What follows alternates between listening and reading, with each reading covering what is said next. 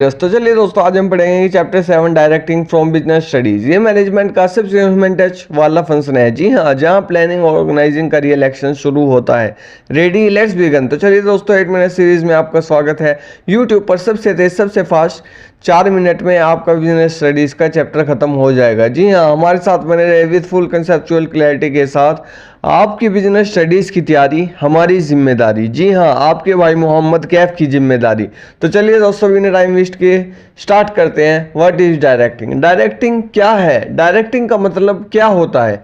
Directing का मतलब होता है इंस्ट्रक्शंस, गाइडेंस, काउंसलिंग, मोटिवेशन और लीडरशिप के थ्रू लोगों को काम करने पर इंस्पायर करना ही डायरेक्टिंग कहलाता है। जी हाँ, सही सुना आपने।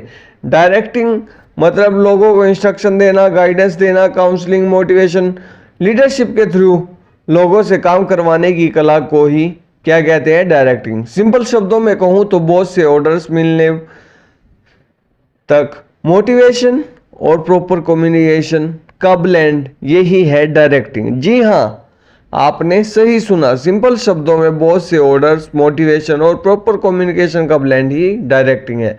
अब हम बात करते हैं डायरेक्टिंग के कैरेक्टरिस्टिक्स की। Number 1, initiate actions.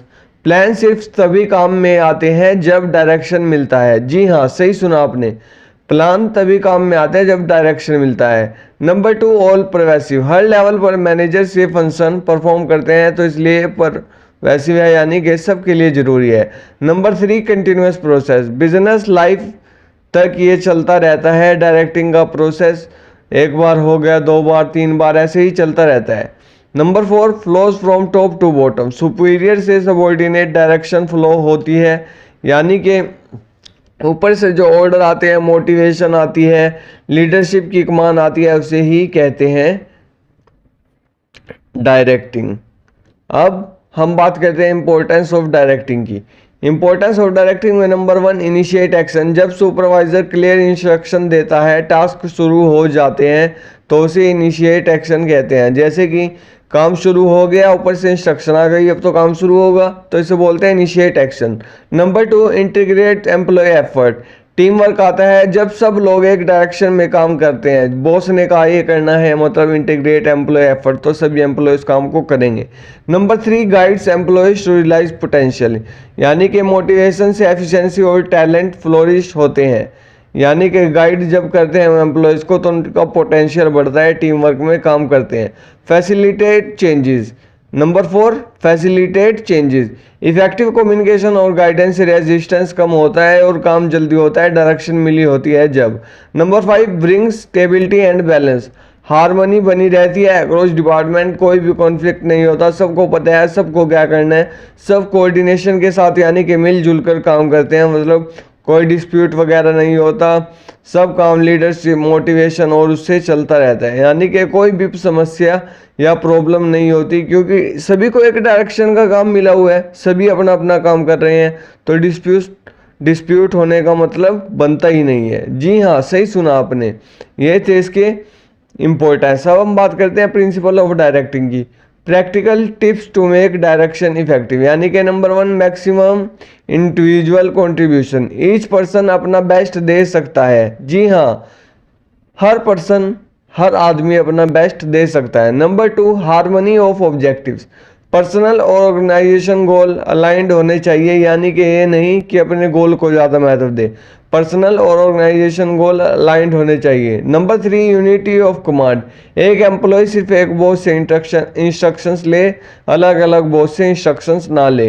Appropriate direction technique. हर एम्प्लॉय के लिए टेलर्ड मोटिवेशन हो, यानी कि डेलीगेशन ऑफ अथॉरिटी हो। Number 5, managerial communication. क्लियर बोलना और फीडबैक लेना दोनों जरूरी है। ये मैनेजरियल कम्युनिकेशन का 5th पॉइंट है। अब हम बात करते हैं 6th पॉइंट की, यूज ऑफ इनफॉर्मल ऑर्गेनाइजेशन।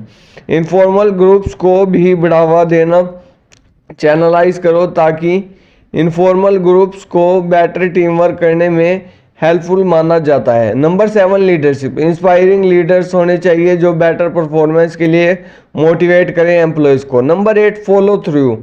यानी कि ऑर्डर्स देने के बाद प्रेफरेंस चेक करो, कौन क्या अच्छे से तरीके से कर रहा है। फॉलो थ्रू से ये होता है कि मतलब चेक करें एज पर ऑर्डर्स काम हो रहा है या नहीं।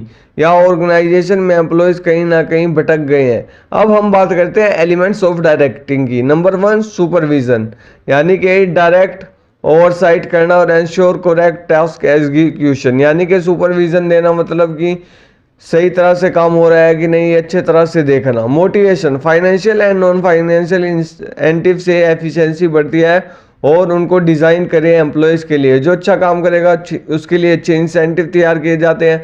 जो थोड़ा रफ टफ काम करता है उसके लिए थोड़े मतलब इंसेंटिव उसके लिए भी तैयार किए जाते हैं, लेकिन उसको थोड़े कम दिए जाते हैं। लीडरशिप, गुड लीडर्स होने चाहिए जो उनको अच्छे तरीके से गाइड और इन्फ्लुएंस करे, उनको पॉजिटिवली गाइड करे, उनकी गलती पर उन्हें डांटे नहीं, ताकि अच्छी कम्युनिकेशन बनी रहे। नंबर 4 कम्युनिकेशन, यानी कि क्लियर मैसेज और फीडबैक सिस्टम से मिसअंडरस्टैंडिंग अवॉइड होती है। अगर कम्युनिकेशन सही तरीके से करेंगे तो काम भी अच्छे तरीके से होगा, ऑर्गेनाइजेशन स्मूथली रन करेगी। जी हाँ, ऑर्गेनाइजेशन में कम्युनिकेशन प्रोसेस अच्छे से होना चाहिए। अब हम बात करते हैं कि ये प्रोसेस क्यों जरूरी है। लीडरशिप, मोटिवेशन, कम्युनिकेशन, सुपरविजन, ये चारों का कॉम्बिनेशन ही डायरेक्टिंग होता है। इनके बिना डायरेक्टिंग अधूरी है। जी हाँ, इन चारों का कम्युनिकेशन ही डायरेक्टिंग है, डायरेक्टिंग का हल है। इनके बिना डायरेक्टिंग अधूरी है। अब हम बात करते हैं टेक्निक्स ऑफ मोटिवेशन की।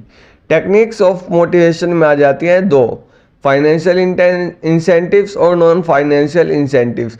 फाइनेंशियल इंसेंटिव्स में आती है salary, bonus, profit share, perks इत्यादि, यानी कि ये सभी फाइनेंशियल इंसेंटिव्स हैं जो कि पैसे से रिलेटेड है, मनी से रिलेटेड है। नॉन फाइनेंशियल इंसेंटिव्स जैसे किसी का प्रमोशन कर दिया, रिकॉग्निशन, एम्पावरमेंट, जॉब एनरिचमेंट, किसी की जॉब पक्की कर दी, किसी को कह दिया शाबाश आपने बहुत अच्छा काम किया है, सबके सामने उसकी तारीफ कर दी। एग्जाम्पल के साथ करते हैं, जैसे कि एम्प्लॉय स्टॉक ऑप्शन प्लान बनाए जाते हैं और रिकॉग्निशन अवार्ड्स बूस्ट मोरल करते हैं एम्प्लॉयज़ का, जैसे कि किसी को बस ऐसे ही तारीफ कर दी, रिकॉग्निशन कर दिया, इनसे भी एम्प्लॉयज़ बहुत अच्छा फील करते हैं, उनकी गुडविल अच्छी बनी रहती है ऑर्गेनाइजेशन में। ऐसे ही मतलब फाइनेंशियल और नॉन फाइनेंशियल इंसेंटिव तैयार किए जाते हैं उनके वर्क के बेसिस पे। अब हम बात करते हैं क्विक रिकैप की, हमने क्या क्या पढ़ा। डायरेक्टिंग पढ़ा जिसमें boss giving, clear, motivating, leading and communicating, ये सब पढ़ा। और उसके बाद पढ़ा हमने इंपॉर्टेंस, एक्शन स्टार्ट होता है, motivation, team, harmony, change, adoption. उसके बाद प्रिंसिपल पढ़े, unity of command, communication, follow through. उसके बाद एलिमेंट्स पढ़े, सुपरविजन, मोटिवेशन, लीडरशिप एटसेट्रा। तो दोस्तों ये रहा चैप्टर 7 डायरेक्टिंग का फुल ब्रेकडाउन। ये फंक्शन ही बनता है प्लानिंग ऑर्गेनाइजिंग को रियलिटी में लाने के लिए। अगले वीडियो में हम कवर करेंगे चैप्टर 8। Thank you.